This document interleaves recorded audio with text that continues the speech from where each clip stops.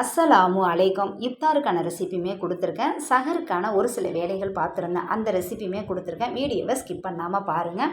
Pulao rice சப்பாத்திக்கு பார்த்தீங்கன்னா இதை சைடிஷாக தொட்டு சாப்பிட்றதுக்கு டேஸ்ட் ரொம்ப நல்லாயிருக்கும். கடாயில் ஒரு 3 ஸ்பூன் அளவுக்கு ஆயில், 3 ஸ்பூன் அளவுக்கு நான் நெய் சேர்த்துருக்கேன்.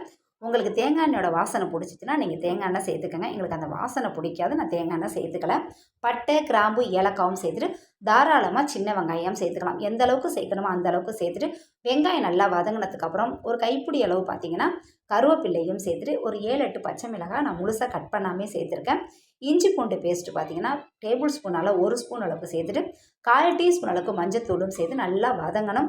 வதங்கினதுக்கப்புறம் வீட்டிலையே ரெடி பண்ணி வச்சுருக்கேன் நல்லா கெட்டியான தயிராக 1 கப் அளவுக்கு தயிரும் சேர்த்து தேவைக்கேற்ற உப்பும் சேர்த்து எல்லாமே மசாலாலாம் கொஞ்சம் நேரம் நல்லா வதங்கணும். ஒரு 5 விசில் விட்டு மட்டன் பார்த்திங்கன்னா நல்லா குக்கரில் வேக வச்சு எடுத்து வச்சுருக்கேன்.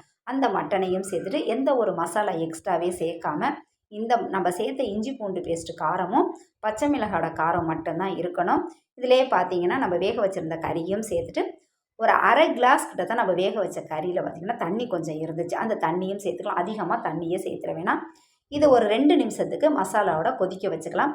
முந்திரி, கசகசா, இதிலே பார்த்தீங்கன்னா பாதாம் எல்லாமே அரைச்சி ரெடி பண்ணி வச்சுருந்தேன். தேங்காயெல்லாம் சேர்க்க வேணாம். சேர்த்துட்டு நல்லா அந்த மசாலா வந்து நல்லா கிரேவி ஆகுற அளவுக்கு 2 நிமிஷத்துக்கு நல்லா கொதிக்க வச்சோம்னா நல்லா கெட்டியாக ஆகிடும். கடாயில் ஒரு 3 ஸ்பூன் அளவுக்கு ஆயிலும் சேர்த்துட்டு பொடிசாக கட் பண்ணி வச்சுருக்கோம் 3 பல்லாரி வெங்காயத்தை நல்லா இந்த மாதிரி நம்ம சேர்த்துக்கலாம். சேர்த்துட்டு ஒரு 1/2 ஸ்பூன் அளவுக்கு இஞ்சி பூண்டு பேஸ்ட்டும் சேர்த்து நல்லா பச்சை வாசனை போகிற அளவுக்கு வதங்கணும். ஸ்டப்பிங் தான் நம்ம ரெடி பண்ணிக்கிட்டு இருக்கோம்.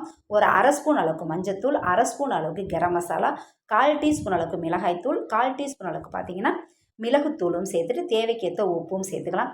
ஒரு 3 உருளைக்கிழங்கை நல்லா வேக வச்சு மசிச்சு எடுத்து வச்சுருக்கேன். அந்த உருளைக்கிழங்கையும் சேர்த்து தண்ணியே சேர்க்காமல் மசாலோட நல்லா வேக வச்சு எடுத்துக்கலாம். வேக வச்சு எடுத்துகிட்டு பார்த்தீங்கன்னா இதை நம்ம குட்டி குட்டி பீஸாக உருண்டையாக நம்ம ரெடி பண்ணி வச்சுட்டு வீட்டிலையே ரெடி பண்ணிக்கிட்ட பஜ்ஜி மாவை தேவைக்கேற்ற மாதிரி எடுத்து கொஞ்சமாக தண்ணியும் சேர்த்து கரைச்சி ரெடி பண்ணி வச்சுருக்கேன்.